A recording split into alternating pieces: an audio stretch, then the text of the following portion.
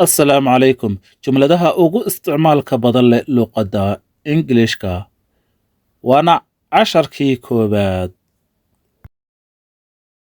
What do I say to you? What do I say to you? What do I say to you?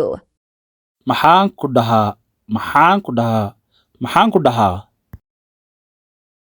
Have a good trip. Have a good trip. Have a good trip. safar wanaagsan safar wanaagsan safar wanaagsan What do you need? What do you need? What do you need? maxaad u baahan tahay maxaad u baahan tahay maxaad u baahan tahay Please come as soon as possible. Please come as soon as possible. u kaalay sida ugu macquulsan uguna dhaqsaha badan Come in. Come in. Come in. soo gal soo gal waa soo gal I hope so.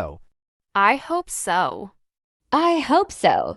da ugu dambaysa sida ayaan rajaynayaa sida ayaan rajaynaa sida ayaan rajaynaa